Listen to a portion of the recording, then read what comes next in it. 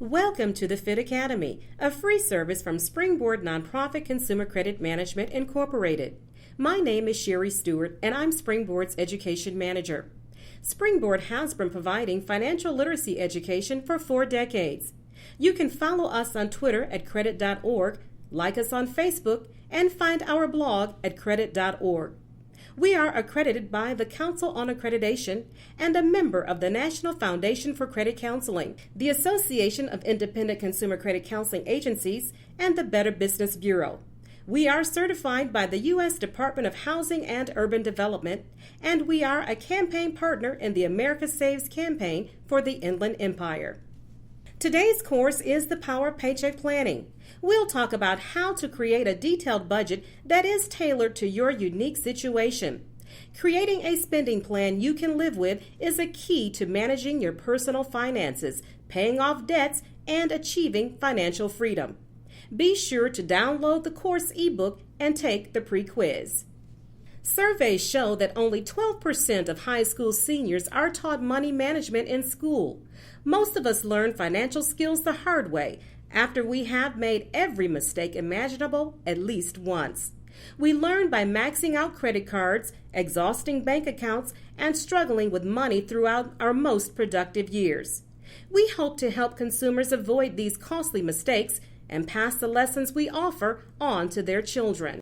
As we begin the budgeting process, let's talk about some crucial first steps. Number 1, stop incurring new debt. Don't use credit cards. Don't borrow any money. Number 2, live on a cash basis. Make purchases with cash until you get used to your new spending plan. Number 3, get a handle on your situation. Work with your spouse to figure out what your current monthly bills are. Use your checkbook register, utility bills, loan and bank statements, and anything else you have to figure out where you stand. Be sure to include the entire family in your planning. You're not going to have a perfect budget right from the start. Take this new process one day at a time and keep adjusting as you go until you get it right. What is a budget? It's a written spending plan to figure out where your money should go. A budget is primarily a record of 2 things: how much you earn and how much you spend. While this may sound simple, making those 2 figures balance leads to a lot of stress. The problem is that while people know how much money they have coming in, they rarely know how much is going out and where it's all going. That's why the next important part of paycheck planning is to track your spending. We strongly recommend that you track all of your spending for at least 90 days. Write down every expenditure. If you stick to it, it will become a habit and get easier over time. There are many ways you can track your spending. You can carry a small notebook, use a day planner or calendar, save all of your receipts, use software like Microsoft Money or Quicken, or use the forms we provide in the workbook that accompanies this class. Whatever method you use, track everything. We guarantee that if you track spending faithfully, there will be surprises. You will learn that you are spending money in ways you never realized. You will use this information to create a new, more effective budget. Budget tracking will include many spending categories. They'll include housing, food, insurance, medical, auto, child care, taxes, savings, and personal care. The tracking sheets in our workbook include a comprehensive list of categories, but with any budget you create, you should tailor your tracking to your financial situation. You can compare your spending to the national averages. We include some of this information in our workbook. But be warned, every household is different, so you should only use these numbers as a rough guide. Don't put too much stock in USDA statistics. Once you've tracked your spending carefully and have a good idea of where your money is going every month, it's time to create your new budget. When you sit down to create your budget, there are 3 things you need to know: your income, your expenses, and your goals. When tracking income, it's important to include all sources of income your household has. Include your job, your spouse's job, and any part-time jobs you may have, plus investment income, bonuses, child support, and alimony. When categorizing your expenses, divide them into two categories: necessary expenses or needs, and discretionary expenses or wants. Anything that is necessary for you to earn a living is a need.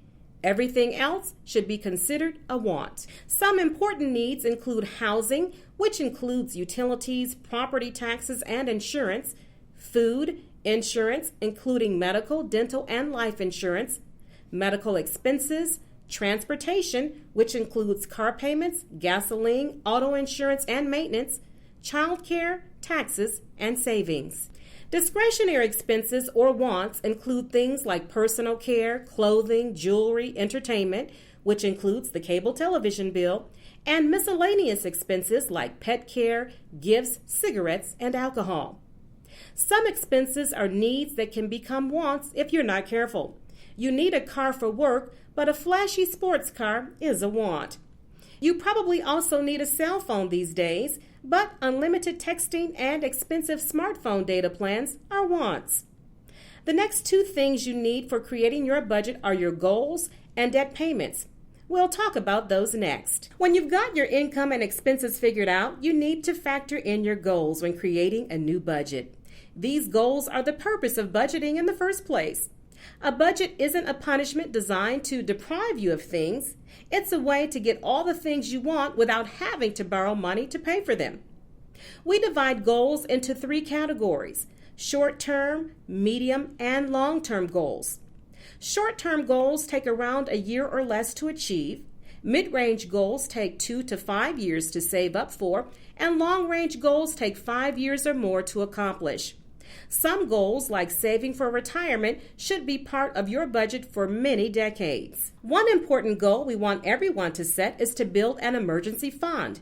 You should strive to save about 9 months' worth of income in an emergency savings fund to help you weather a job loss or other unexpected crisis. This is a financial goal you should meet before you start saving for things like vacations or a new car. Other important goals to save for might be your kids' secondary education, a down payment for a home, or your future retirement. Debt repayment is another crucial goal we help people achieve. After you subtract your expenses from your income, the amount you have left should be devoted to paying off your debts as quickly as possible. Always make more than the minimum payment, and when you pay one debt off, take the money you are putting toward that debt every month and devote it to paying off another debt. We try to create budgets for our clients that have them paying off all their credit card debts in 5 years or less. Whether you're saving toward a goal or debt repayment, there are many different strategies you can try. Whether you're saving toward a goal or debt repayment, there are many different strategies you can try. You can use competition, where you and your family compete to save the most money or pay off the most debt in a given month. Or try cooperation, where everyone pitches in by doing something like clipping coupons together once per week. When you set your goals, make them firm ones. If you are too flexible, you're much more likely to fall short. Now it's time to put everything together and see if your budget will work. You'll include goals and debt payments with your expenses on your budget sheet. If your total expenses exceed your income, you have a deficit, and you'll need to take steps to correct the situation. Contact a nonprofit credit counseling agency for help with high debt payments. You'll also probably need to cut back on some discretionary expenses as well. Don't cut back on your important first goal of creating an emergency savings fund. Get in the habit of saving 10 to 15% of your monthly income no matter what. As you go along, you'll need to reevaluate your budget as your income or needs change. Here's an idea how your spending plan should look. The ranges indicated reflect income levels, family size, and personal choice. It's not a mistake that the percentages here don't add up to 100. Everyone's finances are different, and you need to work within these figures to establish your own guidelines. Our workbook contains budget worksheets for you to propose your new monthly budget. You'll want to continue to track your spending for 1 to 2 months after starting your new budget. This tracking will help you find any spending leaks so you can plug them. remember to include your whole household in your budgeting decisions. If you have spending problems that are causing your budget to fail, remember to separate your wants from your needs. Whenever making a purchase, before you pay for something, ask yourself, how did I get along without this? Be on the lookout for budget busters. The number one thing that breaks people's budgets is food. If you overspend on food, it's likely that you're dining out too often.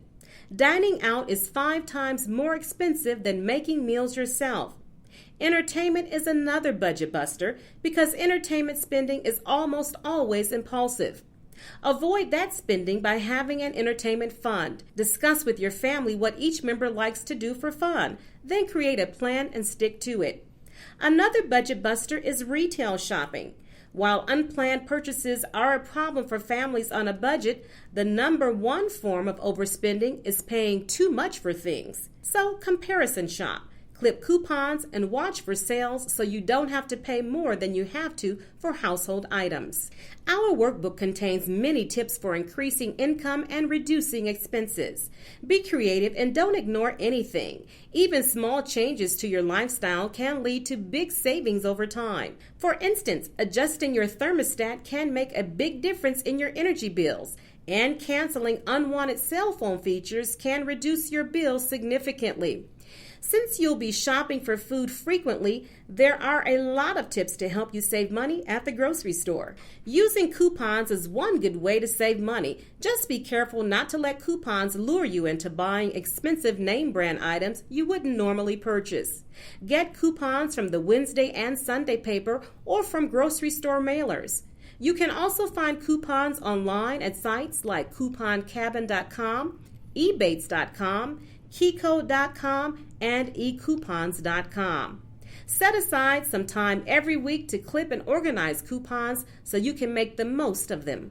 Planning ahead is crucial to making your spending plan work, especially when retail shopping. Our workbook contains a calendar that lists many seasonal tables and discounts.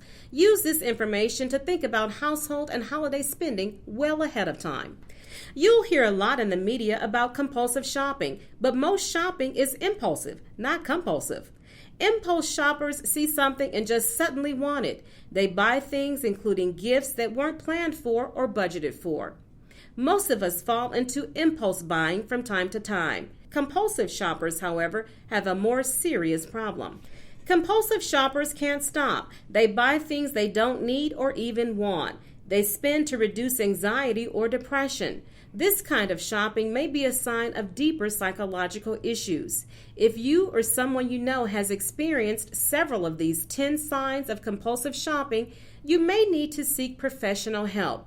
A 12-step group like Debtors Anonymous might be able to help compulsive shoppers manage their problem. By law, you have the right to a free copy of each of your 3 credit reports annually.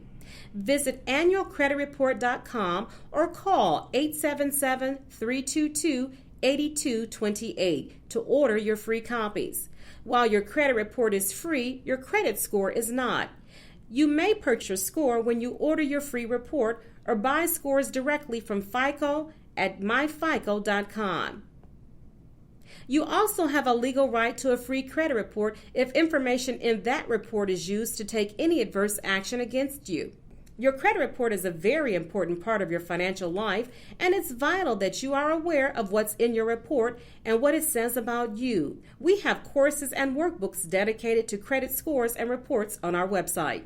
We recommend opting out of pre-approved offers for credit. You can opt out online or by telephone. Besides reducing unwanted mail, opting out can make you more secure and help prevent identity theft. It will also remove the temptation of credit card offers that can entice you into new debt that will completely derail your budget. Thank you for taking advantage of this course. Be sure to take the post quiz and share this course with anyone you think might benefit from it. Springboard is a nonprofit organization founded in 1974. We offer counseling and education across all areas of personal finance. You can call us for confidential credit counseling, foreclosure prevention, first-time homebuyer education, bankruptcy counseling, and more.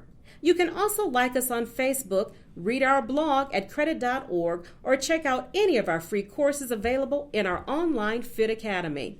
Thank you for taking advantage of this course. Be sure to take the post quiz and share this course with anyone you think might benefit from it.